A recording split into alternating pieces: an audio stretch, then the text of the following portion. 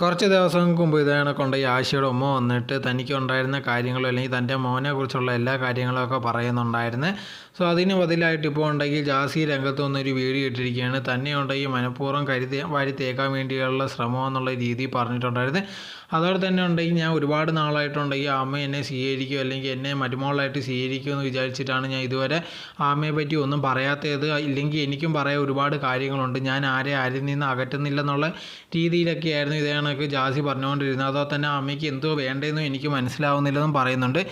ആ അമ്മയുടെ വീഡിയോ കണ്ടവർക്ക് അറിയാം ഇതേ കണക്കുണ്ടെങ്കിൽ തൻ്റെ മോനെ ഉണ്ടെങ്കിൽ തിരിച്ചു വേണം, അതല്ലാതെ അമ്മയ്ക്ക് വേറെ പ്രത്യേകിച്ചൊന്നും വേണ്ട. അതുപോലും ജാസിക്ക് മനസ്സിലാക്കാൻ സാധിക്കുന്നില്ല. അതുതന്നെ ജാസി പറഞ്ഞൊരു കാര്യം എന്ന് പറയുന്നത് കണക്ക് ഞാൻ ആരെയും പിടിച്ചു വെച്ചിട്ടില്ലെന്നുള്ള രീതി പറയുന്നുണ്ടായിരുന്നു. ഇതിനു മുമ്പ് ഇതേ കണക്കുണ്ടെങ്കിൽ ജാസിയായിട്ട് പ്രശ്നം ഉണ്ടാക്കി പോയ സമയത്ത് നമ്മൾ ആ വീഡിയോ ഒക്കെ കണ്ടിട്ടുള്ളതാണ്. ഭയങ്കരമായിട്ട് കരഞ്ഞു മോങ്ങി അടിയൊക്കെ കിട്ടിയ പോലെയൊക്കെ ആയിരുന്നു. സോ അതുകൊണ്ടായിരിക്കും ചിലപ്പോൾ ഇനി പോകാൻ സാധിക്കാത്തതും. എന്തായിരുന്നാലും ശരി, ഇവർ തമ്മിലുള്ള പ്രശ്നങ്ങൾ അങ്ങോട്ടും ഇങ്ങോട്ടും ഭയങ്കരമായിട്ട് കൂടിക്കൊണ്ടേ ഇരിക്കുകയാണ്. അമ്മ പറഞ്ഞൊരു കാര്യം, തൻ്റെ മോനെ ഉണ്ടെങ്കിൽ തനി ഇപ്പോഴും വേണം. ഇതേ കണക്ക് ജാസി ഇടയിലുണ്ടായത് കൊണ്ടാണ് ഇതേ കണക്ക് ഇപ്പോഴും പ്രശ്നങ്ങൾ വരുന്നതെന്നുള്ളൊരു കാര്യമാണ് പറയുന്നത്. അത് തന്നെ ഇതേ കണക്ക് ജാസി പറഞ്ഞൊരു കാര്യം, ഈ അമ്മയുണ്ടെങ്കിൽ ഇതേ കണക്ക് നന്ദിനി റെഡ്ഡിയും അതോടെ തന്നെ ഫഹദിനെയൊക്കെ സപ്പോർട്ട് ചെയ്യുന്നുണ്ട്. അത് തന്നെ നമുക്ക് മനസ്സിലാക്കാവുന്നൊരു കാര്യം, തൻ്റെ മോനെ കുറ്റപ്പെടുത്തുന്നവർക്കെതിരെ സപ്പോർട്ട് ചെയ്യുന്ന ഒരു ഉമ്മയാണെന്നുള്ള രീതിയിലും ജാസി പറയുന്നുണ്ടായിരുന്നു. എന്തായിരുന്നാലും ഇപ്പോൾ ഒരു അങ്ങോട്ടും ഇങ്ങോട്ടും രണ്ടുപേരുടെ അടിയും പോയിക്കൊണ്ടേ ഇരിക്കുകയാണ്.